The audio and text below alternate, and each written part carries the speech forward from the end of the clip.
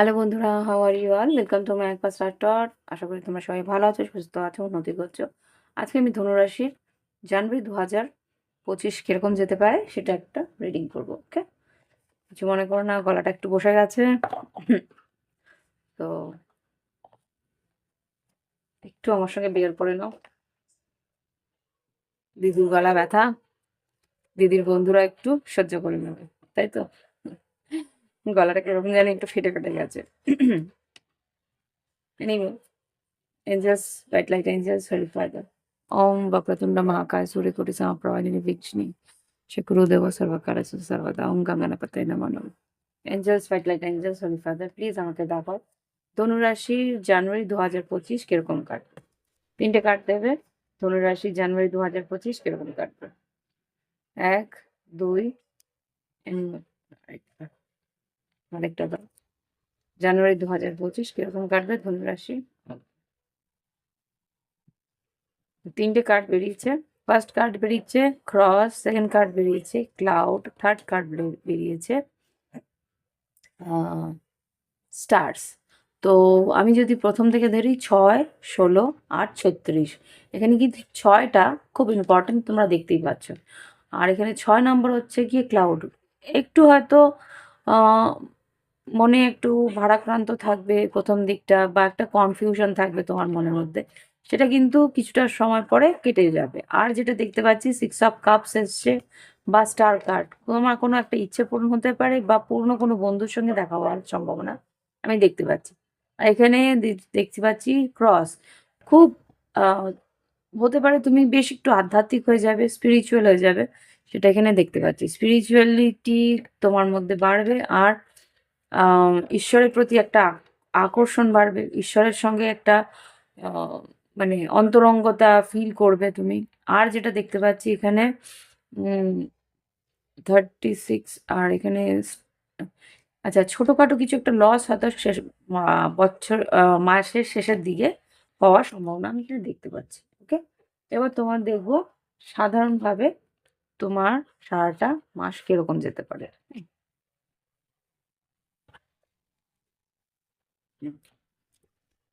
তো দেখি। ওম বক্রতুণ্ড মহাকায় সূর্যকোটি সমপ্রভা নির্বিঘ্নে কুরুদেব সর্বকার্যে সর্বদা ওম গঙ্গনাপতয়ে নমঃ।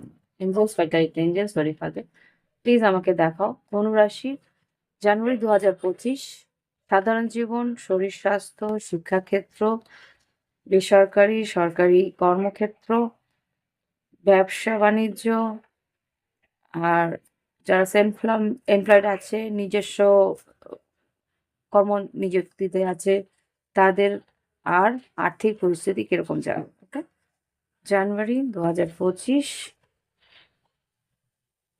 কিরকম যেতে পারে। সাধারণ জীবন, শরীর স্বাস্থ্য,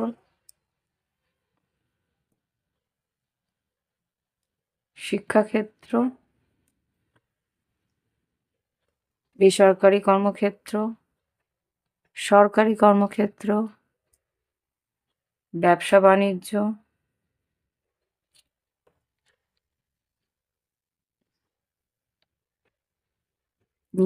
স্বনিযুক্তি কর্মক্ষেত্র, আর্থিক পরিস্থিতি। দেখি কেমন যায়, এরপরে লাভ লাইফ দেখবো।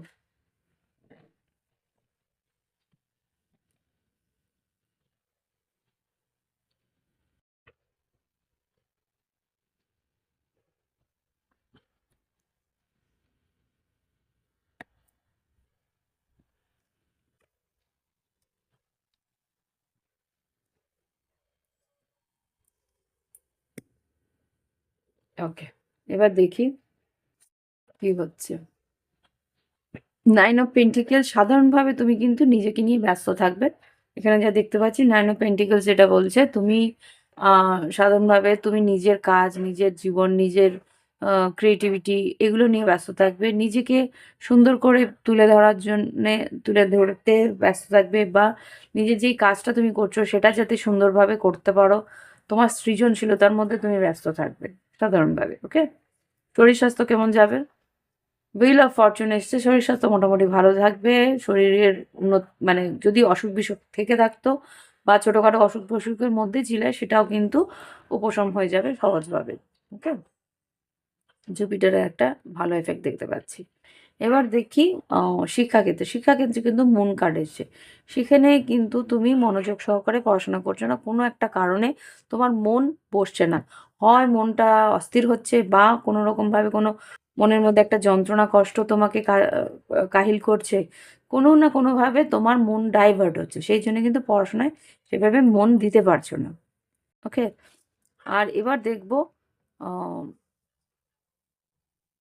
বেসরকারি কর্মক্ষেত্রে। বেসরকারি কর্মক্ষেত্রে কিন্তু না, queen of pentacles. Queen of pentacles যেটা বলে, তোমাকে কিন্তু আ আর্থিক উন্নতির এখানে পরিস্থিতি আছে, বা তুমি যেই কাজটা করছো সেটা তুমি বেশ ভালোভাবে ক্রিয়েটিভিটি দিয়ে কাজ করবে। সেখানে তোমার যেটা আরকি দেখতে পাচ্ছি, তুমি তোমার কাজের উন্নতির জন্যে যা তোমার প্রয়োজন সেটা তুমি করবে। যেরকমভাবে তোমার মনে হচ্ছে যে কাজের উন্নতির জন্য তোমার আ কিছু করা উচিত, বা কোনো রকম স্কিল বাড়ানো উচিত, সেটা তুমি বাড়াবে। বা মানে আ তুমি তোমাকে আপডেট করার জন্যে, আপগ্রেড করার জন্য যা দরকার সেগুলো তুমি করার চেষ্টা করবে এই আগামী মাসে, জানুয়ারিতে। ওকে? তো এখানে আর্থিক উন্নতিও আমি দেখতে পাচ্ছি। ভালো যেই দায়িত্বটা তুমি নেবে সেই দায়িত্বটা কিন্তু পরিপূর্ণভাবে সম্পন্ন করবে। আর এখানে যারা সরকারি চাকরিতে আছে তাদেরও কিন্তু ডেথ কার্ড এসছে। আমি একটু চেক করব ডেথ কার্ডটা কেন এসছে? আচ্ছা, ফুল নিউ স্টার্ট, কোনো একটা নতুন কাজ, বা যারা আর কি সরকারি চাকরিতে আছে তাদের নতুন কোনো প্রজেক্ট বা নতুন কোনো কাজ, বা কোথাও একটা অন্য জায়গায় ট্রান্সফার, নতুন জায়গায় নতুন কাজ নিয়ে এগোনো হতে পারে। এটা তোমার প্রমোশন, এরকম কিছু একটা আমার এখানে শঙ্কা লাগছে, যে নতুন কোথাও গিয়ে নতুন করে তোমাকে শুরু করতে হচ্ছে। এটা ট্রান্স আহ, একটা ট্রান্সফরমেশন হচ্ছে, হতে পারে নতুন পোস্ট পেয়েছো, সেখানে তোমার নতুন কাজ, এরকম হতে পারে। মানে একই জায়গায় হতে পারে, বা তোমার ট্রান্সফারেবলও হতে পারে। ট্রান্সফারে গিয়ে সেখানে নতুন একটা পোস্টে তুমি বসছো, এরকম কিছু একটা ঘটনা ঘটতে পারে। এবার দেখবো ব্যবসায় কিরকম আছে। ওয়াও, ব্যবসায় কিন্তু লাভার্স কার্ড এসছে, মেজর আরকান অনেক এসছে।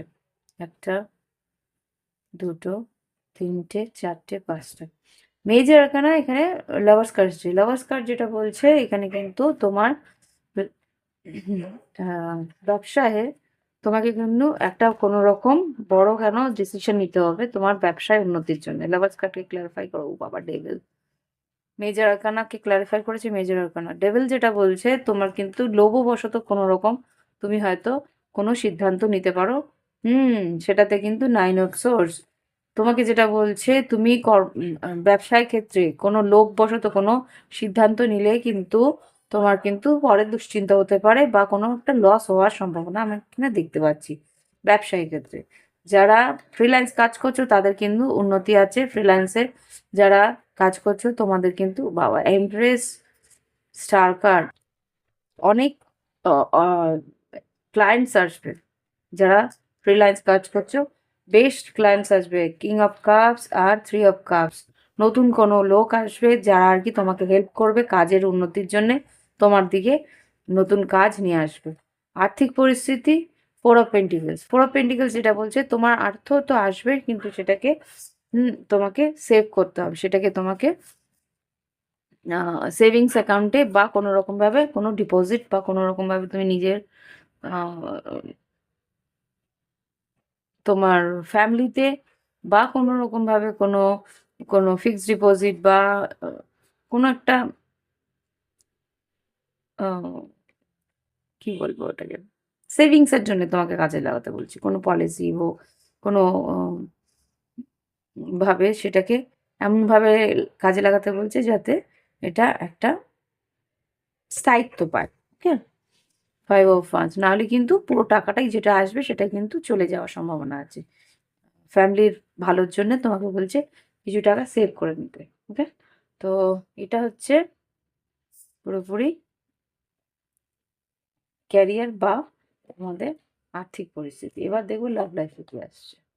লাভ লাইফে আমার ধনুরাশি বন্ধুদের কি ঘটতে পারে আগামী জানুয়ারি 2025। আগামী জানুয়ারি 2025-এর জন্য ধনুরাশির জন্য কি ঘটতে পারে দেখো। লাভ লাইফে আরো দুটো কার্ড দাও। জানুয়ারি 2025 ধনুরাশির জীবনে কি ঘটতে পারে? এতগুলো তো নেব না, আরেকটা। জানুয়ারি 2025 লাভ লাইফে ধনুরাশি কি ঘটতে পারে? আরেকটা এক্সপ্রেশন। আচ্ছা, harmony, freedom, intuition.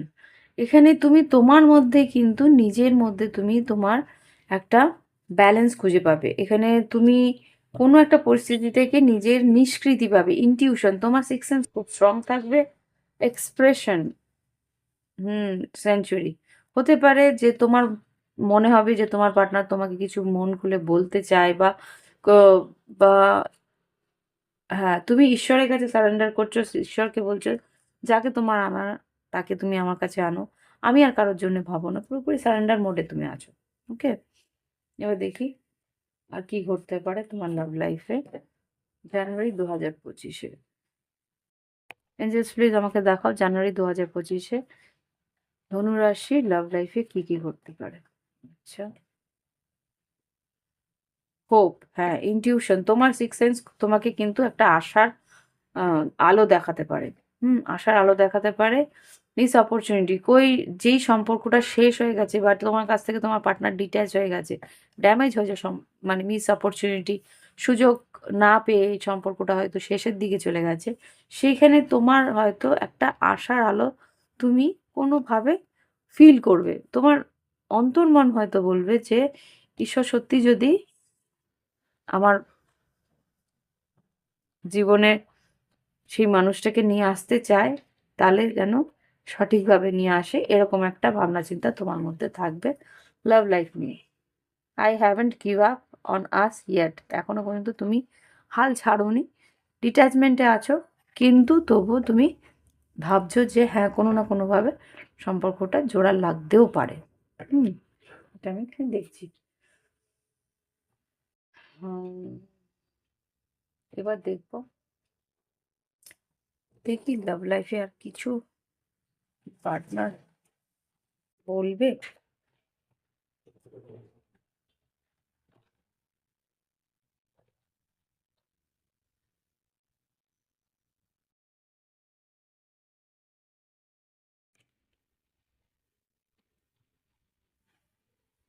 Just please দেখাও যারা নো কন্ট্যাক্টে আছে বা সেপারেশনে আছে তাদের কিছু বলার আছে কিনা।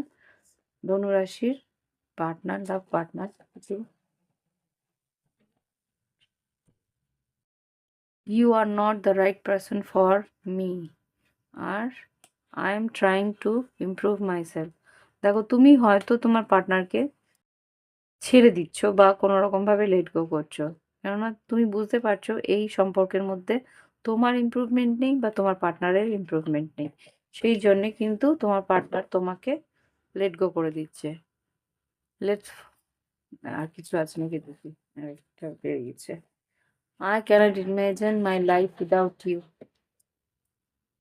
এখানে একতরফা একটা ভালোবাসা আমি দেখতে পাচ্ছি, একজন চাইছে যে সম্পর্কটা ঠিক হয়ে যাক, আরেকজন কিন্তু ভাবছে যে না, এই সম্পর্কে থাকলে আমার ইমপ্রুভমেন্ট নেই, আমার উন্নতি নেই, তুমি আমার জন্য সঠিক নও, আমাকে এগিয়ে যেতে হবে। দেখো, এটা কিন্তু জেনারেল, সবার সঙ্গে যে মিলবে তা কিন্তু কোনো মানে নেই। তো হতে পারে কেউ কারোর জীবনে সেরকম কিছু ঘটছে যে সে হয়তো নিজেকে ইমপ্রুভ করার জন্যে, নিজেকে আরো উন্নতির দিকে নিয়ে যাওয়ার জন্যে একজনকে ছেড়ে নিজের জীবনের দিকে একটা লক্ষ্য দিচ্ছে। ওকে, এবার দেখবো এঞ্জেলস গাইডেন্স কি আছে, দিয়ে তোমাদের রিডিং শেষ করব। ওকে, ভালো লাগলে অবশ্যই লাইক দিও, কমেন্ট করো যদি মেলে, আর যদি মনে হয় যে না, কিছুটা মিলছে কিছুটা মিলছে না, নিজের জন্য একটা প্রাইভেট রিডিং নিয়ে নিতে পারো। ওকে, তো এই হচ্ছে গিয়ে রিডিং। দেখি এবার তোমার এঞ্জেলস গাইডেন্স কি আছে।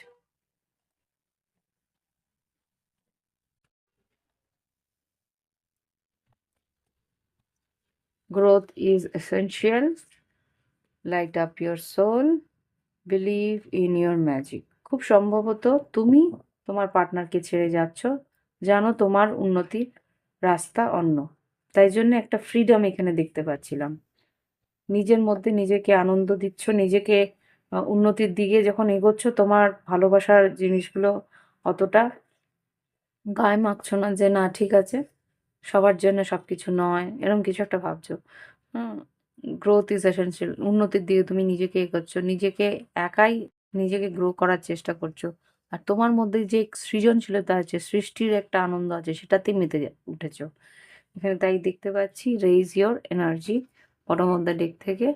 Knowledge is the power. খুব জ্ঞান, উন্নতি মানে স্পিরিচুয়াল পাওয়ারটাকে খুব ভাবে তুমি উপলব্ধি করছো আর বুঝতে পারছো যে উম, জ্ঞানই আসল জীবন। জ্ঞানের মধ্যে দিয়ে নিজেকে আরো বেশি উন্মুক্ত করার চেষ্টা করছো।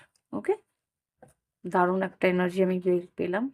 খুব ভালো লাগলো রিডিংটা। এরকম যার একটা এনার্জি, তার সত্যিই উন্নতি হবে। ভালোবাসাই জীবনের শেষ নয়, ভালোবাসার পরেও জীবনটা অনেক কিছু শেখার থাকে, অনেক কিছু জানার থাকে।